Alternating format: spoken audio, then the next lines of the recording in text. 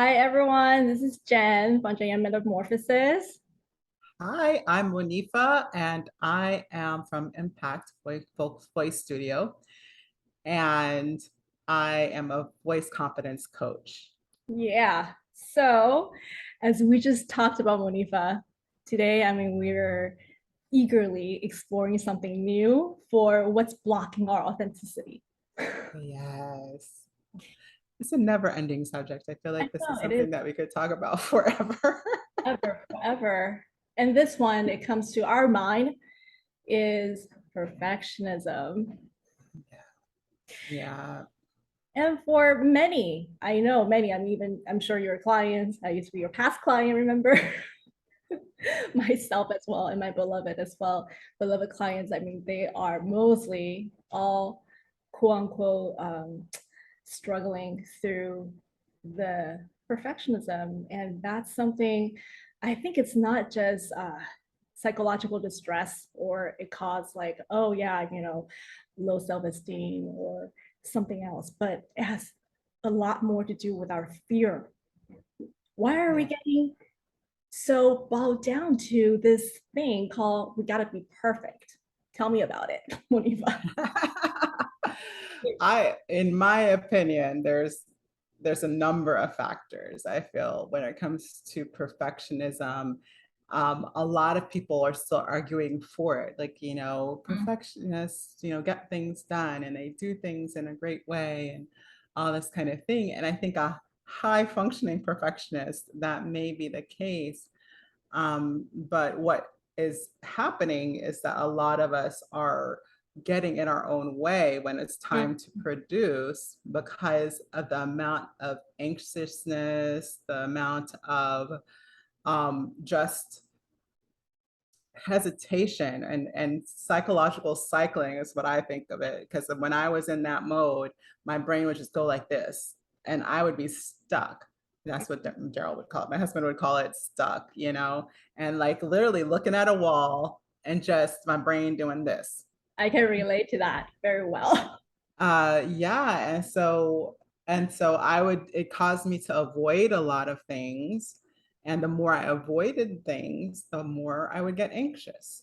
Right. So it was causing this cycle of I was just calling it like psychological trauma and self-inflicted, but it was this thing that would happen where I would criticize myself for not getting it done, deciding that it had to be done a certain way, and then paint myself in a corner to where I could never feel confident in getting it started, much less done. Um, and so I started avoiding everything. Yeah, I totally can relate to that. And let me share with you, it just popped in right now, is that I remember years, like way back then when I was in the corporate years, you know how we have to have corporate interviews, whether you get hired or not, and they'll ask you, the interviewer will ask you, so what do you think your weakness is? And I used to say, oh, well, I think I'm a perfectionist. But I think it's really strategic in a way. It's very manipulative for me to say that. I wasn't aware of it.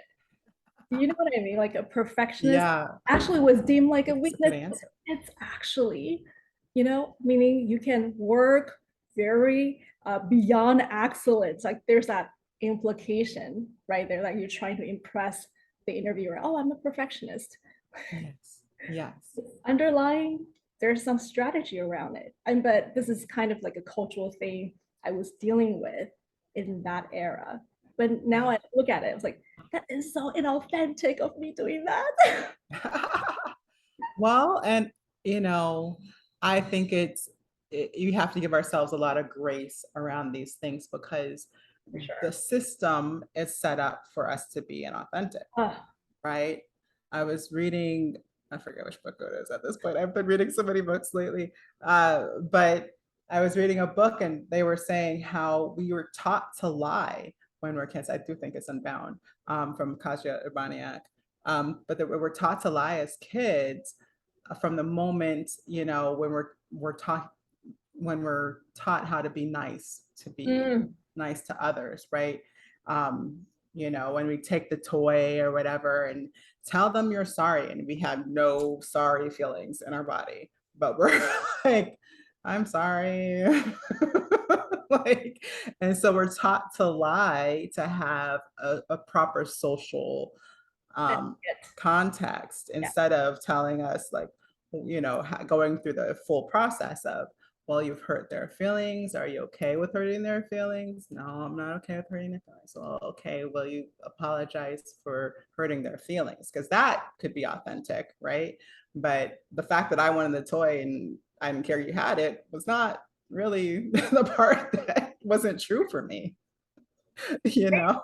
Crazy. And also because we were taught that way. And then we get so confused about our own feeling. Like, do I really feel sorry, or I'm saying it out of the need to say sorry in this specific occasion? I feel Yes, obligated to say something, or else I'll be more wrong, yes. right? And then in the job context, we graduate to, Mm. well, I'm here to serve you at whatever you need me to do at the highest level at all times. Just let me know and I'll be there. Like it's this very, very false identity because nobody's living like that. When they leave the office, most of us, it's over. Like you are no longer paying me. I no longer care about your organization. Like it really, for a lot of people, that's true. Mm. Um, Now we have some people have more authentic jobs that are aligned to what they want, who they are and what they want to do.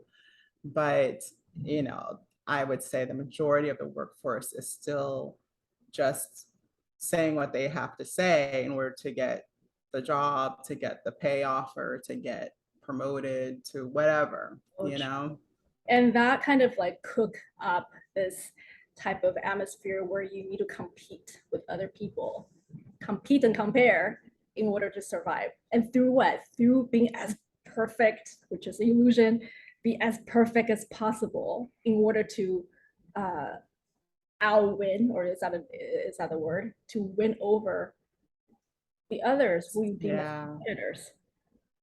Yeah, or outdo, right? Outdo. And outshine is, again, this idea of competition is accepted and encouraged in a lot of corporate environments. I believe that's starting to change. There's like kind of new leadership terms of where cooperative, like allowing for mistakes that allows for faster expansion. But I was just saying this to somebody else. It's like, it's not fast enough. It's not happening fast enough. And there's still so many people living in old paradigms with managers and old paradigms True. that are continuing to cause this discrepancy of like what we say and who we are. Right. Um, and yeah, I'm hoping that that changes sooner than later because that Mhm. dehumanization that happens, I think it's dehumanizing because essentially you're telling somebody that their feelings aren't valid in this location or at this time frame when you go to work in this circumstance. So just make sure you lie enough so that we don't have to deal with your feelings, you know? And we continue to reinforce that idea in order for the collective, the workforce to survive. But it is just cruel, like you said, it's dehumanizing. Yeah. And I think that it's not going to last a lot longer. I think people are no longer willing to be treated as kind of like corporate fodder, um, as just cattle of like, what are we accomplishing for you? Um, I think that dynamic is changing. Yeah. Hopefully, After the uh, pandemic. yeah. Well, did we talk about that? Because we were talking about that too. How people don't want to go back to work, right? Because they are saying, I can get things done better and more efficiently, and I do a better job when I'm at home. And then there's the money spent of going back into the office and Yeah. traveling and food and all of that. And it doesn't make sense. But again, the corporates haven't found a better reason than because we told you so, right? Like kind of that same parental kind of old fashioned uh, thing where it's just like, we told you to do it, so therefore you're going to go back to work. Well, can I just let you know that it's not in your highest good to bring me back to work, right? In the building. Since you just said it, like we told you so. In that manner, it just kind of like, brought me into this like, oh, when we're a child, we're in younger years, we're just trained to obey to the authoritative figures, to parental figures, right? If you don't do Yeah. this, you're doomed. Oh shit, I'm doomed. Okay, I Yeah. follow it. So we're Yeah. busy just maintaining whatever that unrealistic expectation of others, but we don't know what we actually need. We don't know Yeah. what we need inside. Well, if we don't know what we need and we are acting again outside of our desire, what to me that what that causes is again the dehumanization that causes the continuation of degradation of morality. So Mhm. uh, well, I'll tell you what you want to hear, but I'm going to do what I want to do. I don't know about y'all, but I was a rebel. Like my mom, and I was a good kid, but if I hadn't reasoned it in my own mind, like if I was like, well, yeah, I guess it's a good idea to take a bath, I don't want to be one of those stinky kids. So I guess I'll take a, like, that's how I thought. Like my mom would tell me to take a bath and I'd be like, I guess I could do that because it's a good idea, you know? And so for most part, I thought what she said was very reasonable. But if if I didn't agree, I was very stubborn. And I might on the surface look like I was agreeing, but I was doing whatever it took not to like kind of go against what I thought should be happening, And I think it's the same thing for companies. I feel like there's a lot of people whose moralities um, aren't as high when Mm, they're at work because mm. they already know they're going to have to lie about something. And so they're willing to lie about more things at work than they would to their family or at home, right? Um, and so it's not a good dynamic, but that's kind of, unfortunately, some people are living their whole lives like this. There's like qualifying morality, right? Well, I'm going to tell them what they want to hear so I don't make them feel bad. Um, but most people would call that a lie, or a lot of maybe, I don't know, some people may not. It's like, well, sometimes you have to lie to make them feel better. Well, no, you can tell the truth about something adjacent. You don't have to like, completely lie to somebody.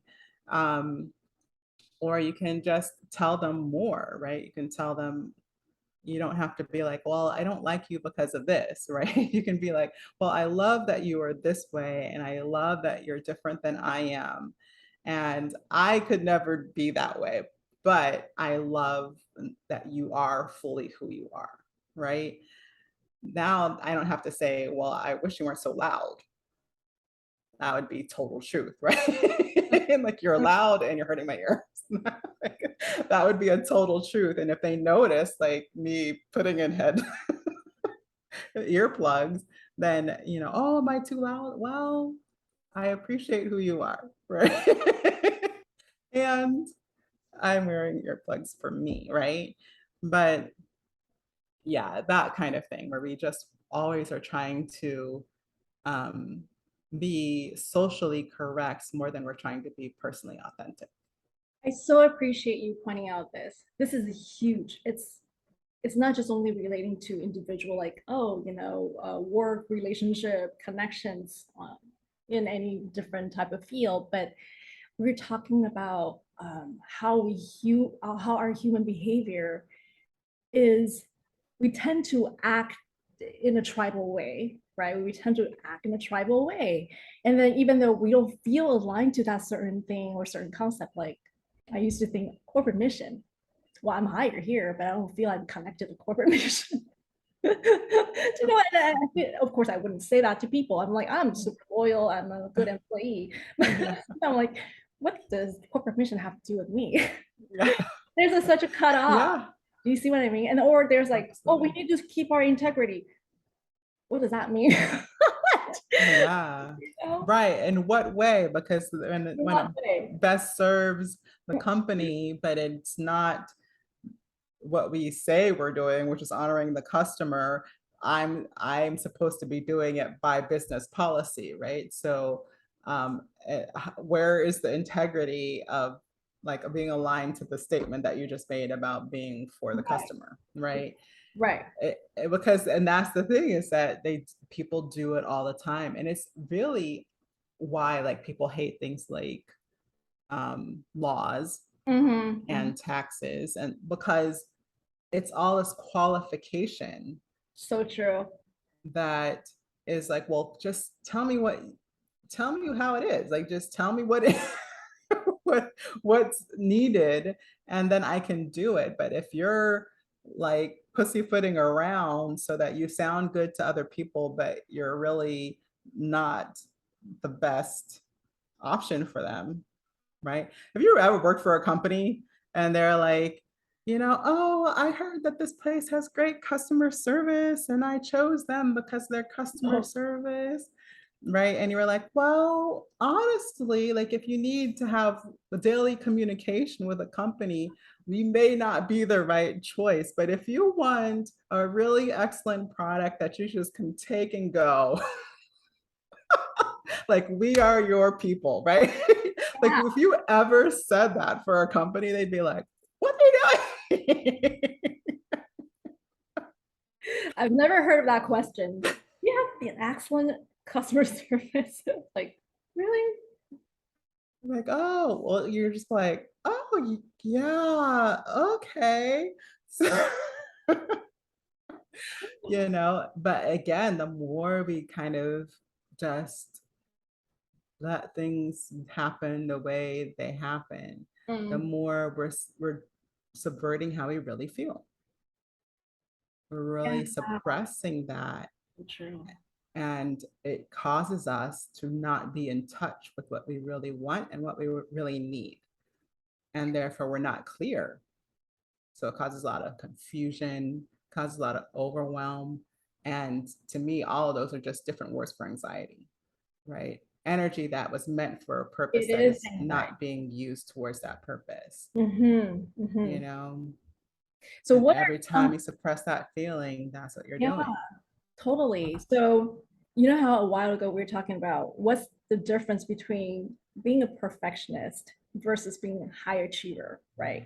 Because people we're like, oh yeah, well, I'm a high achiever because we just talk about it. Yeah, we think we're high achievers, but there are times when it comes to like, oh, hold on a sec, there's some weird vibe going on in me because I tend to procrastinate. I know there are certain things I need to do, but I tend to procrastinate, and I need to check in with myself. Like, there's some fear underneath. There's some fear of, am I going to be judged if I do this? Do you ever feel that Yeah. way, Monifa? Well, I've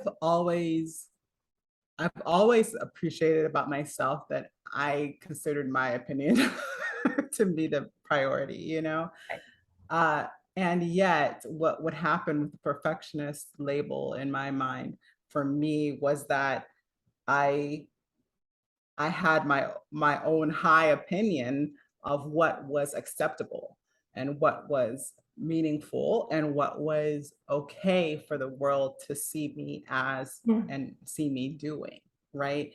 And so that's what caused the anxiety, which would cause the procrastination, which would cause the self-shame, which would cause the cycling, right? Yep. On just the brain going in circles. And yeah, I think that a lot of that is the perfectionist part of that. But I like to think of this as a creative trait. You know, I think most artistic souls, minds, however you want to see it, do desire perfection. Mm. And I always forget the name of the artist, but there's that idea of the perfect chair. Like if you're going to make the perfect chair, what would it look like? Well, the truth is, and as an artist, that depends on the person. It depends on their perspective of what beauty looks like, right? Or what their desire for the function of the chair looks like. depending on what your priority is, right? Um, and and so because that ideal is only obvious in the artist's mind, right? There's a constant desire to get closer to that ideal, right? I think it's a very natural thing. And I think it's what allows us to become better, better at our skills and better at being the people that accomplish those skills, right? Ah. Um, so I think of it as a great thing until, right, we are living in the shadow or the trauma or the protective self of that thing. So as soon as I say, like if I say, oh, well, I know exactly how this job needs to be done. I have experience doing this job. I am excellent at this job. And I'm a perfectionist. So you get the best of all the worlds, right? As soon as I say, and everybody knows that I am good at this, Mm. that is the trap, That, right? that Because now our identity is tied to the perfection, right? And that's when we have to be afraid. Like, if I'm not who I am because I can't reach that ideal, mm. well, of course you're scared. Of course you're avoiding. Of course you're procrastinating because now your life's in danger. Because if you're, that's how our spirit reads it, our ego death, right? Um, and so part of that is surrendering, allowing that ego death before you even approach the thing to begin with. Well, I'm going to take that out of it, like how people see me and the result of what I'm doing. I'm going to take that away from my desire to see the best possibility and the highest good here, you know? Wow, I so hearted.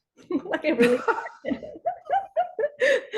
Because being as a creative, we're making contents and everything. Sometimes it's like, wow, we have to put ourselves out there, but and feeling exposed, right? Feeling exposed, Yeah. feeling sensitive, feeling self-conscious.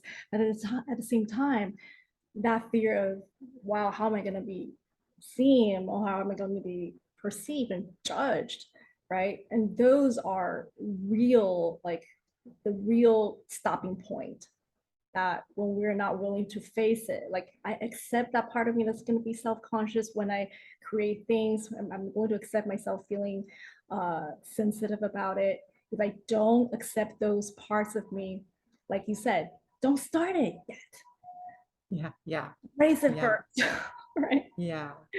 Oh, I have a perfect example of this. I was going to, well, I have an idea for a product that would help artists create aligned businesses and their joint ventures and that kind of thing, in their self-expression, how they want to be seen in the world. And I had this idea based on an artist that I had seen in the real world. And I was just like, this person is headed for disaster. And it was so, um, and I had all of my reasons, and I have, again, experience and wisdom and evidence of my own clients to back it up and all of this. But the reality was I was in a judgmental place, right? And my business buddy, we were talking about the idea and they were super excited about it. And you're like, you should do that. You should do that right now, this kind of thing. And I was like, yeah, there's something that tells me no, it's not ready yet. And it was so interesting. This is what I love about my work, is that I was actually doing a client session. Mhm. And my client said that that they have to double that. I forget what it was, but there was basically this a project that they were trying to do, and immediately what came up for me was like, oh, hun, like, that's great, but let's just remember that we can't save, right? We're not going to save somebody. They have their own sovereignty, right? So remember that, and it was in alignment with what she's already said about herself. So I was just reminding her of what her own objectives were, which that she wanted to be more of a guide and then a leader, guru, teacher, right? And I'm just like, oh, like let's let's get centered, let's breathe, let's remember that it's not up to you to fix them, right? That they are on their journey, and that even if they're on the way to shifting in this area, like it's not necessarily you that's making them shift, right? And of course I said that, and then I looked at myself and I was like, oh my gosh, that's why I wasn't ready, because I was still thinking I was going to help them not make a disaster out of their career, right? Like, that was my judgment, instead of just being like, well, if they're ready to be more aligned in their work and feel like more authentic in their partnerships and entrepreneurial efforts, then I would love to guide them through that experience, right? Mm. And so that's a wholly different Approach. approach. It takes that ego, like it's an ego death too, right? Because it's kind of like, well, I was going to save their entire career, right? To, well, I hope that I'm the person that gets to help them and be there when their full self-expression takes place, right? So From my standpoint of looking at what you just shared, I felt such freedom for their own self-expression, because you're there to hold space for possibility.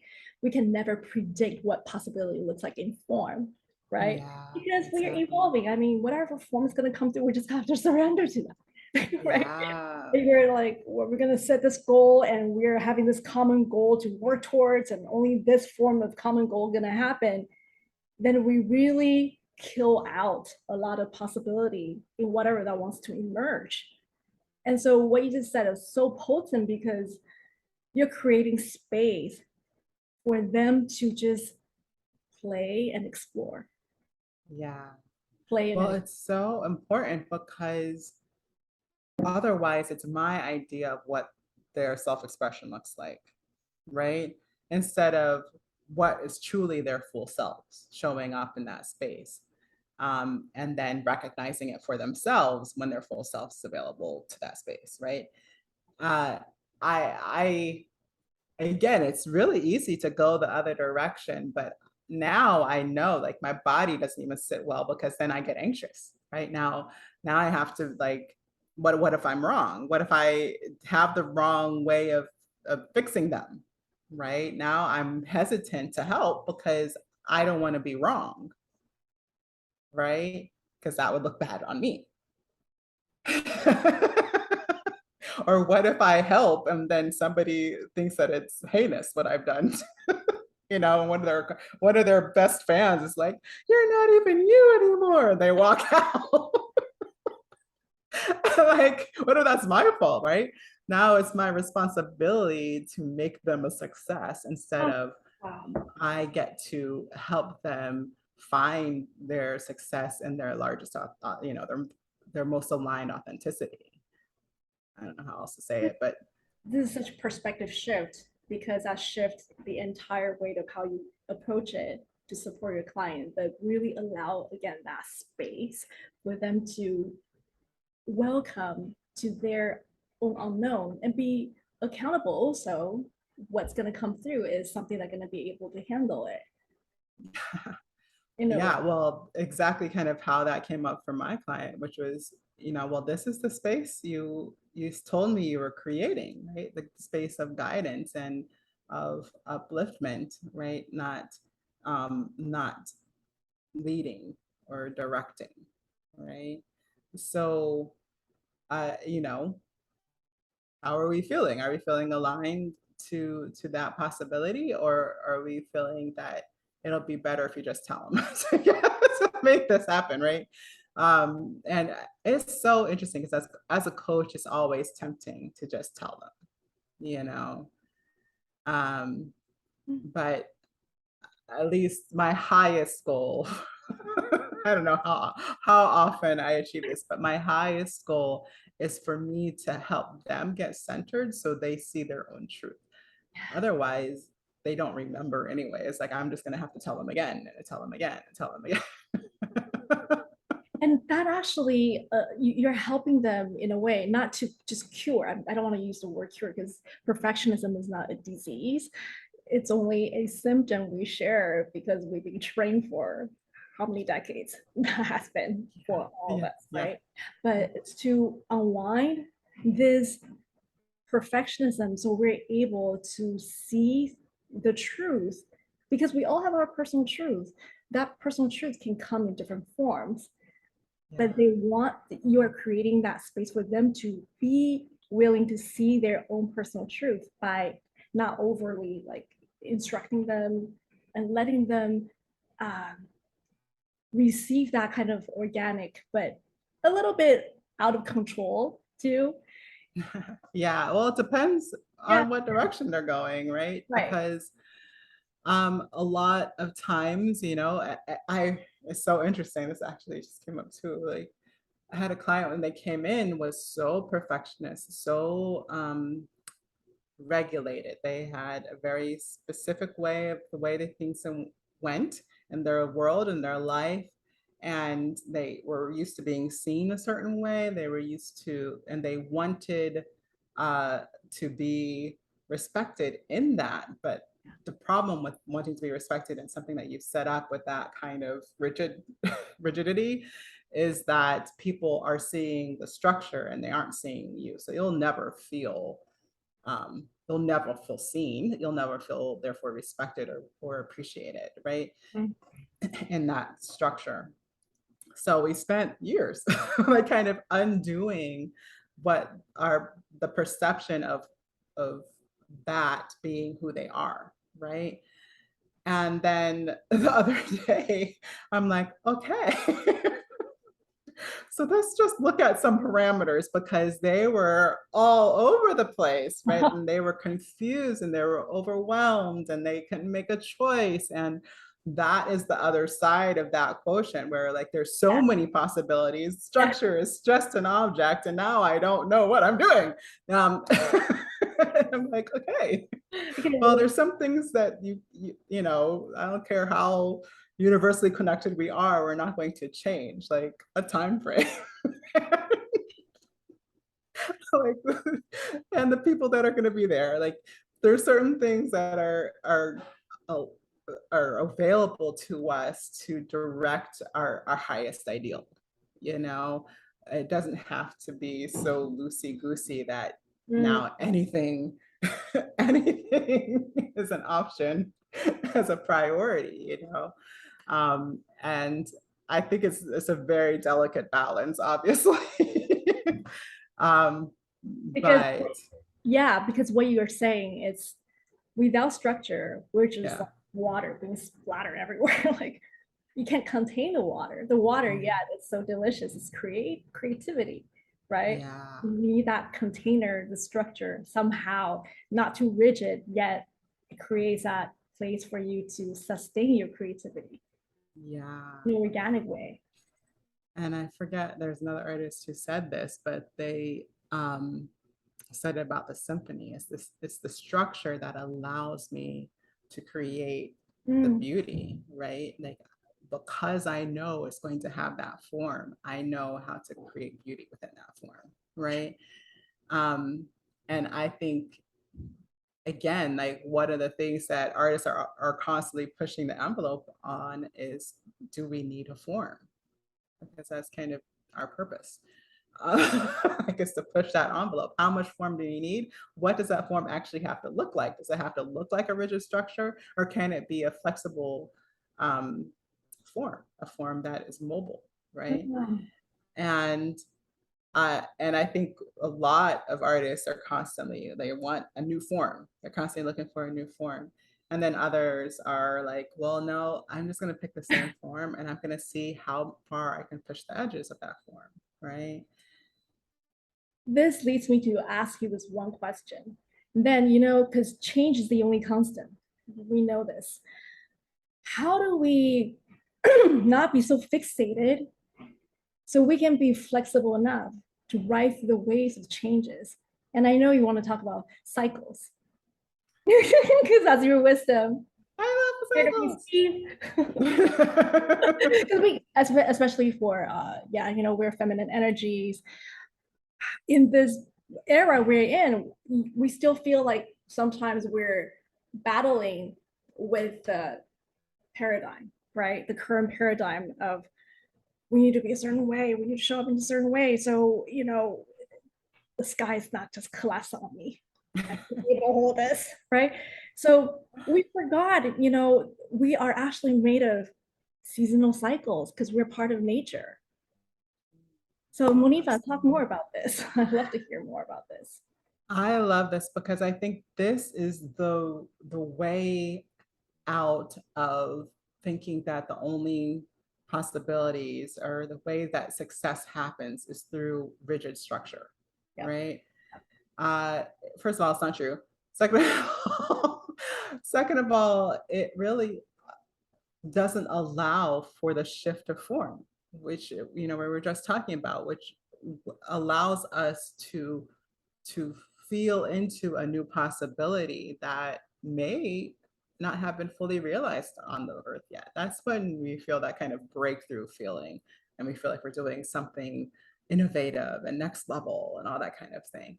Is that we take that form and we turn it that way, and then all of a sudden it looks completely different. Mm. You know, um, cycles. What cycles allow is for you to have a spiral effect. So that form is always shifting slightly depending on the cycle that you're relating to.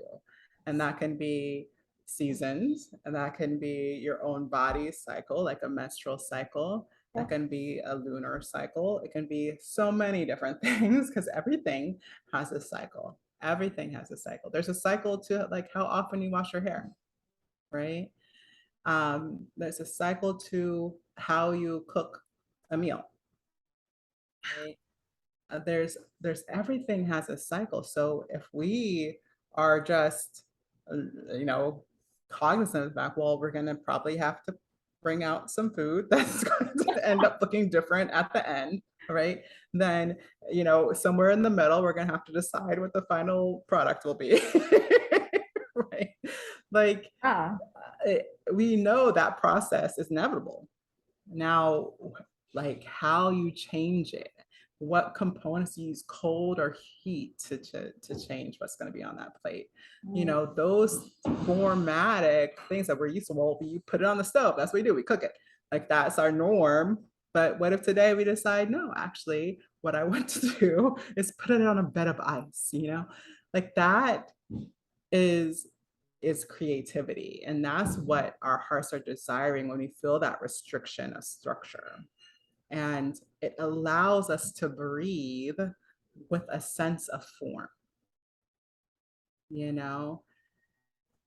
it's really, really impactful when we are following our cycles because we're made in our own particular cycle to be respected. Say every month we have 4 weeks, right? And each week we have different seasons. Then the way we show up for these seasons based on our own seasonality in that 1 month, it really can change our life within a year time span. If we respect Absolutely. that rhythm. But if we abandon that, then we're going against the authentic, it's authenticity, it's our authentic form of our inner nature. Right? Absolutely, because that's what's constantly changing, especially for somebody who is highly sensitive, who is artistic, who is empathic. Those traits naturally are constantly evolving with the emotions that we are witnessing and being. And so, to be, in my opinion, authentic, we have to be allowing ourselves to shift with those truths and perspectives of how we are feeling and who we are being now. Um, and that takes, recognizing the shift throughout that cycle, Yeah. right? And it is so powerful to be able to to recognize the cycle and then still know, well, like I usually have a lot of energy during this time of, this third week, I'm usually like ready to go, and this time I'm totally not. But then what I always notice, if that shift has happened in like the grander cycle, Mm. it's because of a smaller cycle has interrupted it. Let's say, okay, so we're talking about our standard cycle. There's always a month, there's always a third week. Yes. And I always, do a certain thing on the third week of this month, right? And then I travel. Mhm. Wow. And just before that third week, now if when I get back, it feels like I'm starting over, right? And so I'm not ready to do that thing I usually have so much energy to do, right? So recognizing that you're in the rest period of the travel cycle and that you're still in the high energy period. So maybe the rest doesn't have to be as long as it would in another part of your cycle, right? But It's a just total, acknowledging that that's okay. yeah, so it's like a reset. If that particular third week is not energizing as how it normally would feel like, then we reset. Yeah. Right. Yeah. Reset and um and I what I like to do is I just like to notice where am I? Where am I in the cycle? But where am I? Usually it's a nice knowledge because that's going to let me know how to get back into flow, right? But and also will let me know when I've rested enough. So one of the things about the travel, like if you don't feel the same level of energy, it means that you're at the Mhm. end of another cycle. That means you need some kind of rest or restoration, Right. right? Of energy. So when you realize that, you're like, oh yeah, like I need to rest. Well, no, in your normal rest cycle, that might look like 4 days of rest, right?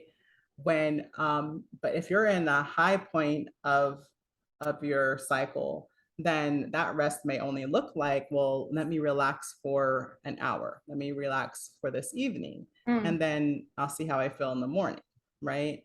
Um, but it changes, right? It changes what the actual parameters are going to be adjusted, you know. True, because I remember there are times, because I usually get a lot of, that was back in time, got a lot of like cramps during my menstrual cycle back in the days when I was working in a corporate. And then I realized, because I was pushing myself so hard in the first week, which is the winter season, well, I Yeah, did hibernation. I need to go with it and yeah, hibernate. I have no knowledge about this, right? And the second week start picking things up a little bit, and you feel like you're willing to connect more. yeah, And then the third, the summer season, wow, wow, finally I feel like it's time for me to just expand and own whatever I need to own, my truth, yeah, my expression or whatever, right? And then slowly tying up the loose end toward the fall season, well, yeah. coming back to winter. And I didn't know any of it. And it really helped me sabotage myself. The quickest way is going against the cycle for sure. Yes, if we're a menstruating body, we need to be paying attention to our hormonal cycle, which is really what that is. And honestly, in my opinion, I feel like all human beings should be doing this. I think we are just really blessed to have a symbol of that thing happening in our How is men physical going to do? body. How is men going to do this? I recommend lunar cycles. Go Oh yeah, like that's right. chart by the moon. That's right. Yeah. Even like for menopausal Yeah. persons, or if you haven't started your cycle yet as a child, then you can still start paying attention to the lunar cycle of that child. I promise they are having an experience of a cycle within in that same time frame, you Mm. know. And I've started to notice my husband's cycle, and it's very interesting because it's very lunar, and it usually will kind of butt up right up against mine because my cycle tends to follow the moon as well, my menstrual cycle. Right. So it's so interesting because we'll get we'll both get a little snappy around the same time if we haven't been healthy, you know? It's and then he gets really embodied, intuitive during that menstrual time for me, but he's already there. My first download, I always say this because I don't know what else to call it, but I was basically taken into this mental state of and not fully even acknowledging my body. I wasn't breathing and all this kind of stuff, but I was in this the kind of universal experience. And I had never had that experience before. And my husband had never seen me have this experience before. I just got out of a major illness. So it could have easily been me, having some kind of something going wrong physically, from that illness. And he knew automatically what was going on. He like asked me two questions. He was like, okay, I'm gonna get you some water or something like this. And then he brought me the water, and then he turned off the light, and then he walked out of the room, and he was like, I'm gonna go take a bath. I'll check back in a few, right? And at that point, I was able to respond to the questions, but I was already out of time. You could tell, like, and when he came back, like if I couldn't have said something if I wanted to, like I was gone, you know. Yeah. And he was like told, like he was just cool, like he was. I didn't have to explain it. I didn't even have to explain it afterward. He just knew, you know. And when I feel like that's just some of the things that happen when you are allowing your body to kind of tell you what is happening and not to question it either, you know. I love this because we're talking about from why we get so mental, that mental anxiety, the distress psychologically. That's all here, right? The perfectionism. How do we get more perfect? How do we show up as what people wanted us to, right? All those that are here in the mental realm, right? But now we're coming back to ground ourselves in the bodily cycle.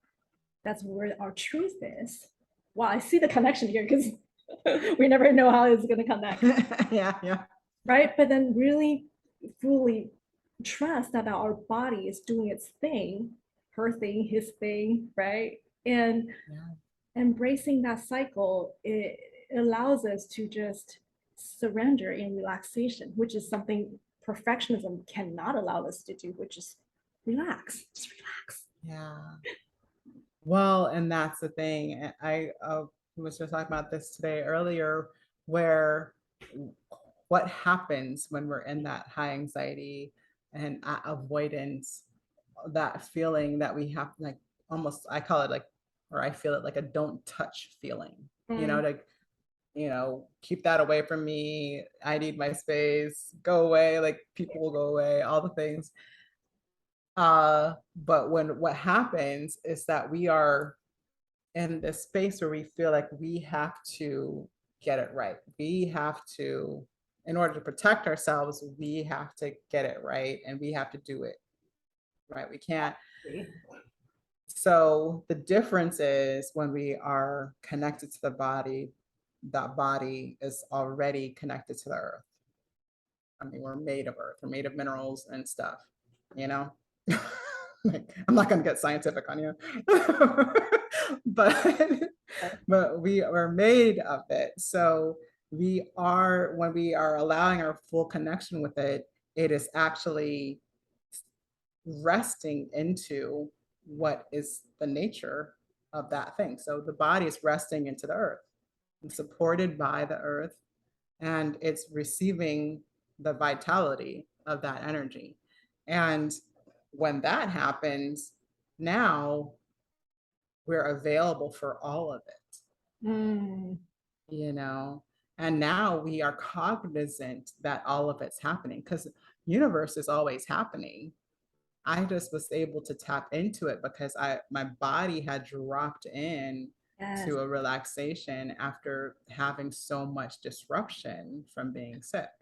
And so it just dropped into this, getting back into the cycle. Like what happened was my first menstruation after a major surgery. Mm. And so my body like literally just dropped in. And like I could feel myself like spiraling. And then it just seeded, and it just took me into this other space, you know. But that's why I feel like Daryl could pick it up, because he was in his highest intuition at the same time. It's that inner clarity that needs to be seen by us tuning into our body. Right here, we don't see any clarity. There's no, it's blur.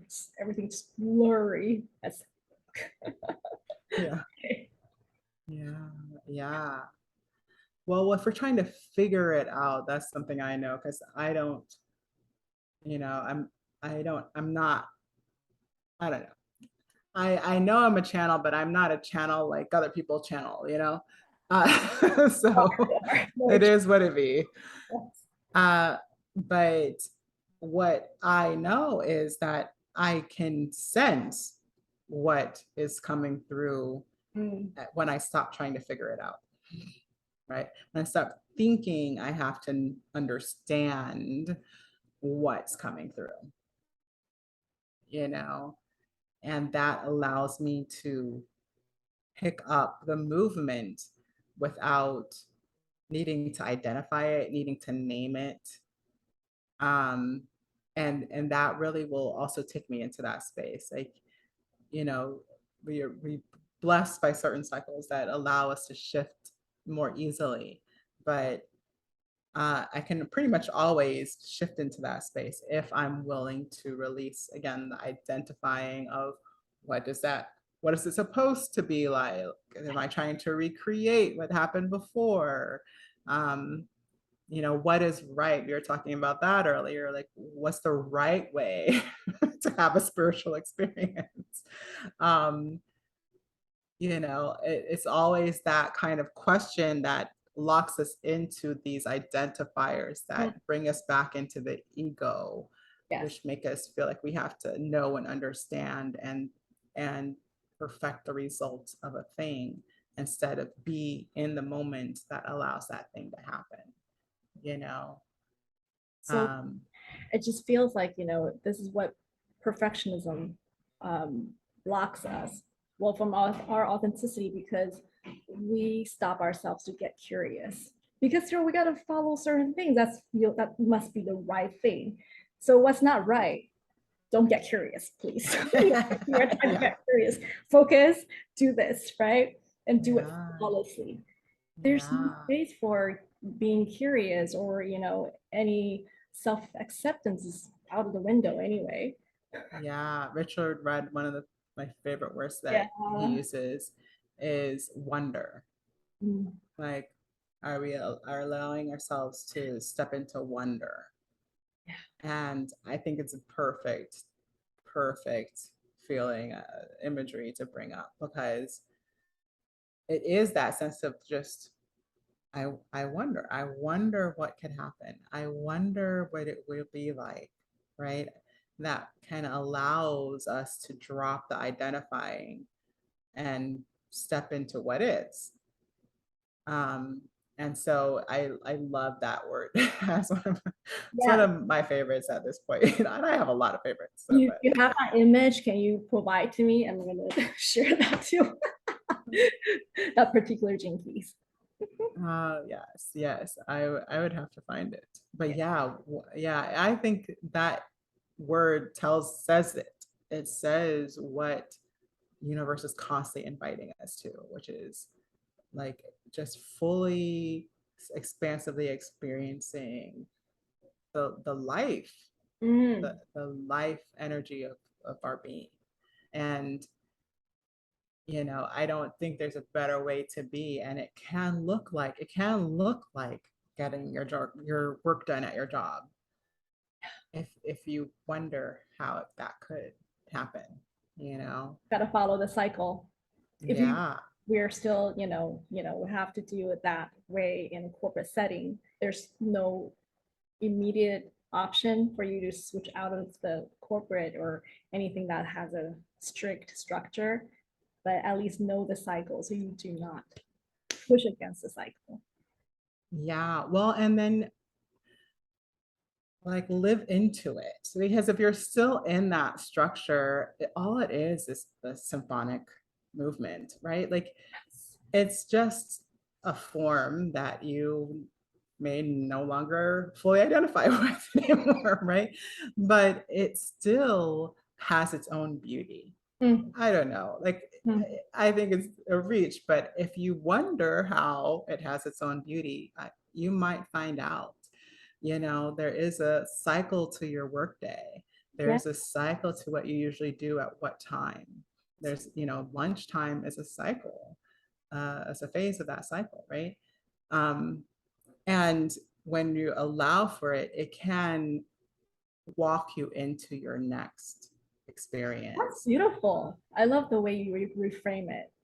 Yeah, and like I said, my last job, you know, all jobs have their challenges, but I had gotten to a place where I was no longer living without my cycle. I was not in agreement with living without my cycle. And so I brought it with me, Mm, right? mm. If I used to, when I first got to that job, I used to almost freeze because my boss would give me a list of things. Basically, he was testing me to see if I could remember and do them, basically. And so I would like freeze and like until I had written everything down, right? I couldn't barely breathe, Yeah. right? And when I was leaving that job, I had left that agreement. Like I was no longer willing to sacrifice my breath to get it right. Right. And so I prioritized my breath cycle, what I call my breath cycle. And I followed that. Right. I was in such a place of ease when I left that job that it was like, I know, like my nurse, which was kind of my supervisor, and the doctor will walk in and just kind of like feel like, what is? And I was constantly smiling because I knew I was leaving too. So I was just like, I was in my happy place. I was doing, stuff that was easy at that point, and knew that I was living this next big experience You're very tapping into soon. your authentic truth of your Yeah, cycle. You don't have to accommodate. yeah. And you know, they would ask me questions and things that would have formerly made me upset, right? Or make me feel guilty or make me feel ashamed. And I would just notice like what was happening in my body and I would just smile. Like I would, that's why I feel like they probably thought I was on something because Like, I was just like, yeah, no, this is my essentially intention. What's happening for me and what's up for me is, and I would just say it and they'd be like, okay. they couldn't say anything but okay, right? They couldn't refute it. But it wasn't, it wasn't according to their plan and their policies and the way they would like a person to exit, this kind of thing. Of Eh, course. So, but I was not bothered. I don't know if y'all know that comedian that has a sketch that says that. I forget, Catherine something, but she has. I am not bothered, sir. I'm not bothered. Well, you're not. I was not bothered. Life is too short for that. Yeah. Yeah, but it does take that, like, but when you know your own cycles, you can fully witness them, right? And it does bring you this supreme sense of grounding and ease, when we're willing to do that. Or at least just being aware of where you are, feeling agitated, then oh yeah, well, where am I in my cycle right now? Just have a quick check in and then being able to shift gradually. Yeah, Yeah. So we've yeah. been talking about, I think there are three major deadly, I'll say deadly peas: procrastination, we slightly touch upon people pleasing too, Yeah. right? And perfectionism.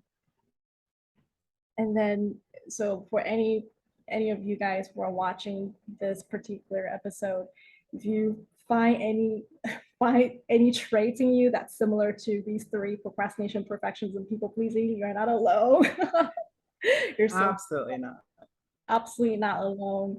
And what we talked about, what Monifa demonstrated, how she embodied her personal authentic truths through owning her cycle, it is the ultimate, I would say, solution. It's not only physical, but it's all levels, on all levels: energetic, physical, emotional, mentally too.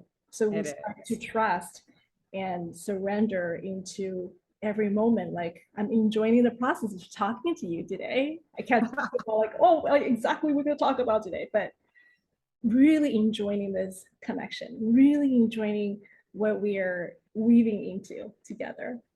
And Yes. yeah, and that's a lot of joy. That's a lot of joy. So, It is. And when you can kind of surrender to what is mhm. happening, not what you want to happen, what would be perfect, there's always a perfect around somewhere, But we will but never reach that place. We will never reach. I have totally given up the idea that that's a thing that that's one of the things that allows me to be so easeful, because it's not that I don't still admire the appearance of perfection. Sure. I still love beauty and my perspective and Yes. ideals, but I no longer have to see it or be the one creating it Mm. for me to be in joy. And we don't So have to sacrifice our inner truth in order to, what's the word? In order to make that false facade, to make that false facade sustain our unrealness. yes, yes. And no, there's a truth in sacrifice. I do believe that. Um and it's something that I'm getting kind of reacquainted with. Um, but I do believe it has to be a very conscious decision, Mhm. you know. If you're willing to give more, right? If you're willing to kind of go an extra mile, if you're willing um, to see how far you can go, right? To push that boundary, then you might experience a whole new evolution and a whole new level of what is possible for you. So I do believe that sometimes we can invite um, those things. We can invite through sacrifice. We can invite through what do they call it?